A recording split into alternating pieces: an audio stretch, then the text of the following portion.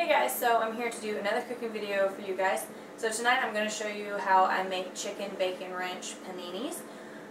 You will need a panini press for this recipe, but if you do not have one, don't fret. You can grill it in the skillet just like a grilled cheese. The panini press pretty much does the exact same thing. It just gives it a little bit fancier look, and I really think it tastes different, but anyway, it's going to be great whether you use a panini press or use a skillet. So if you want to see how to do this, then keep watching. Okay, for the recipe you're going to need chicken. This is 1.5 pounds of chicken tenders. You can use chicken breast if you want. I just bought this because it was on sale. You're going to need bacon. You don't have to have this type of bacon, just some real good bacon to do the trick. You're going to need some shredded cheese, any cheese you prefer. I'm just going to use sharp cheddar cheese. And then I'm going to use just regular sandwich bread. You can use any type of bread that you would like, but I'm just going to go with the regular sandwich bread, seeing how we're using it on my panini press. And then you, of course, are going to need some type of dressing, and we are using ranch. Okay, so we're going to start off with our bacon just because it does take longer to cook than anything else. To make this whole sandwich together, the bacon takes the longest. So I just have a pan, and I have 2 wire racks over it to keep the bacon from sitting in the drippings when it cooks. I've already preheated my oven to 400, so I'm going to go ahead and start putting the bacon on our baking sheet.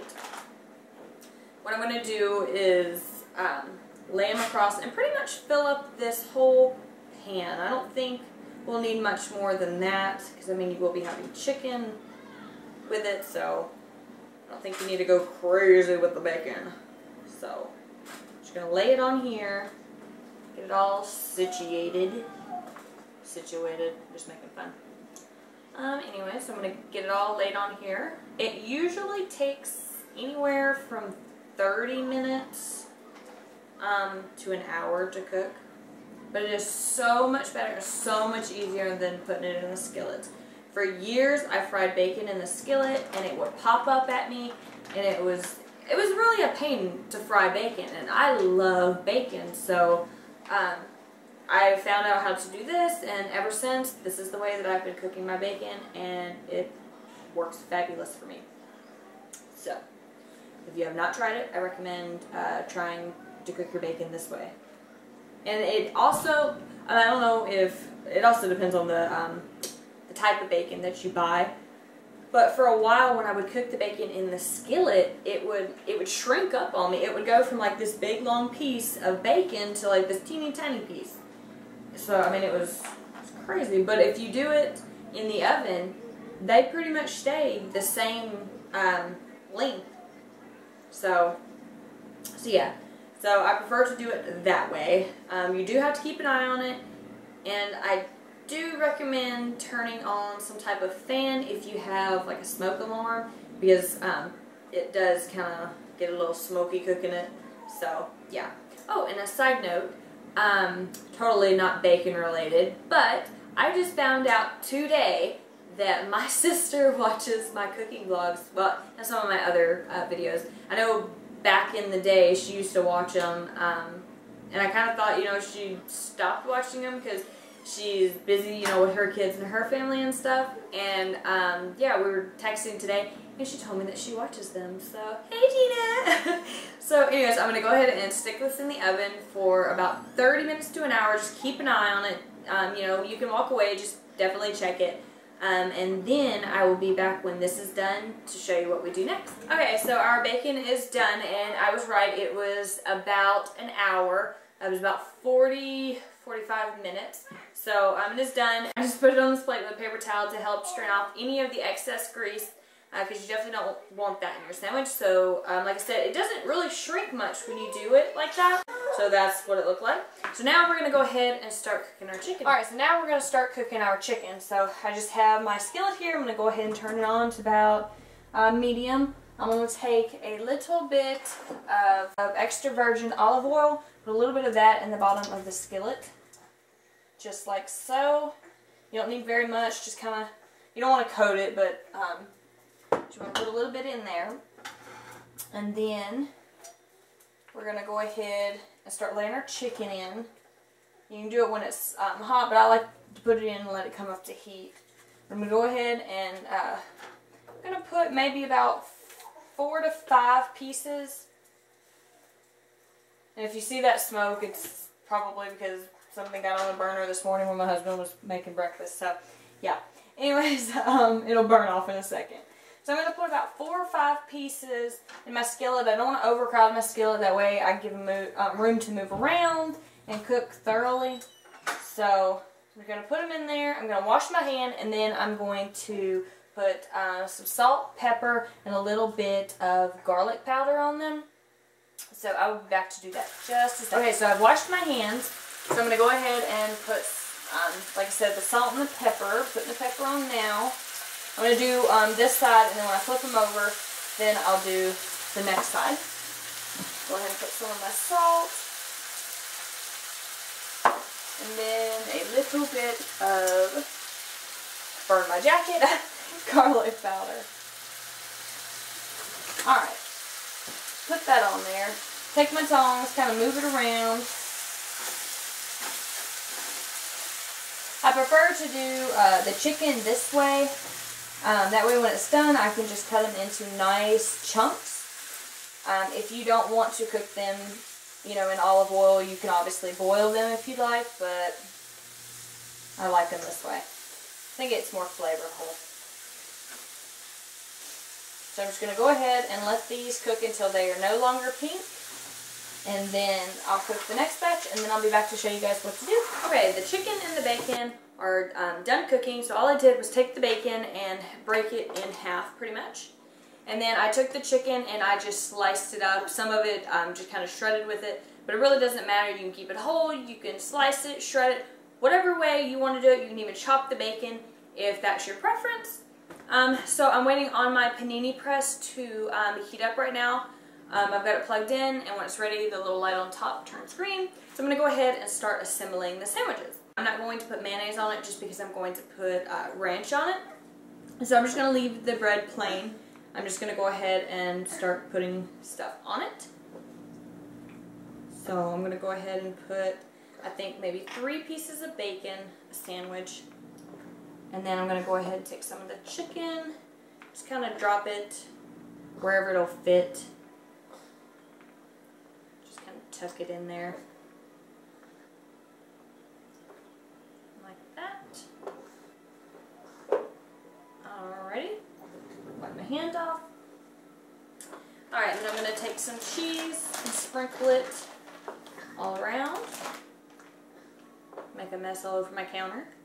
My head's probably chopped off too, which I know, but I wanted you guys to see a little bit better how I'm making the sandwich.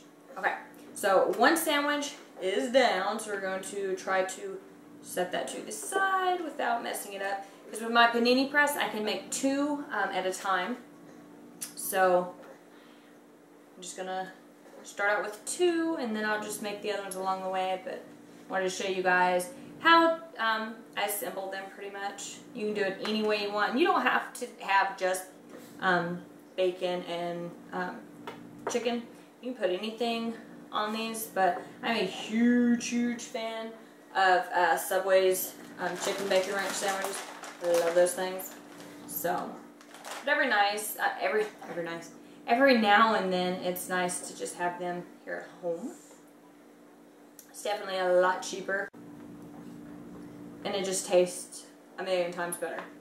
Okay, so I've made these in a mess on my counter, as you can see. So I'm going to go ahead and take some butter. And I'm going to just spread a little bit on the outside of the bread. Nothing too crazy like, but I just want the bread to be really nice and golden. It also helps to add a little bit of flavor. So when my panini press is ready, then we'll stick them on. Okay, so my panini press is ready to go. So I'm going to go ahead and open that up. And I'm going to very carefully try to not lose any of the stuff out of our sandwich. I kind of placed them kind of crooked. I like the way that the lines look. I think it makes it look really pretty and fancy. Just lost some cheese there. Alright, now while they're like that, I'm going to go ahead and take a little bit more butter and put it on the outside of the bread. Just like you would if you were making a grilled cheese. Okay. Now I'm going to go ahead and shut this. Hear that sizzle? I love this thing. I got this 4 years, maybe 5. It was either 4 or 5 years ago. My dad had one, and he made me a sandwich, and I thought it was like the best sandwich ever. I don't know if it was because it looked fancy or what, but anyways, I wanted one for Christmas, and I was going to ask for one for Christmas, and I didn't even know, but my husband had already got me one, so I had no idea. So anyways, you leave it on here with it closed, just like so. I usually leave it closed just for a few minutes, and then I open it up to take a peek to make sure it's, you know, doing alright.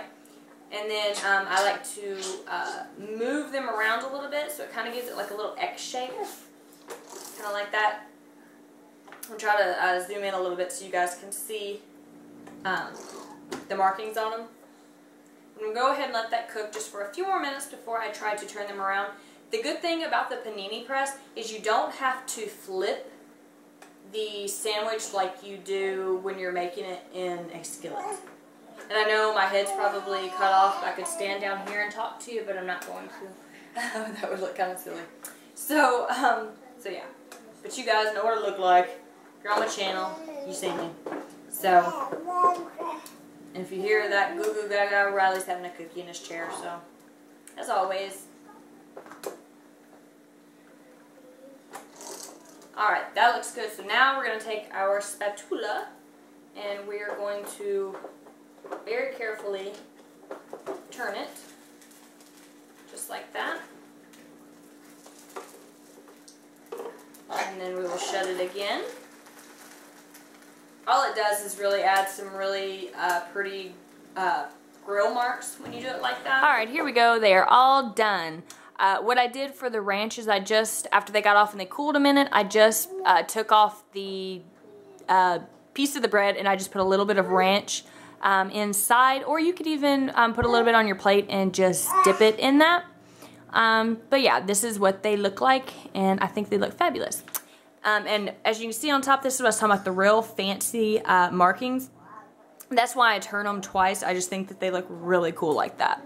So anyways, I'm going to go ahead and let you go so I can go and enjoy this. Okay, that was it. Real simple. Like I said, you can do pretty much anything you want with it. So I hope you guys enjoyed watching my videos. Tomorrow I'm going to make poppy seed chicken for you guys, so make sure you come back tomorrow to check out that video. Like I always say in my videos, if you have not liked, thumbed up, or subscribed, please do. And I will see you guys in my next video. Bye, y'all.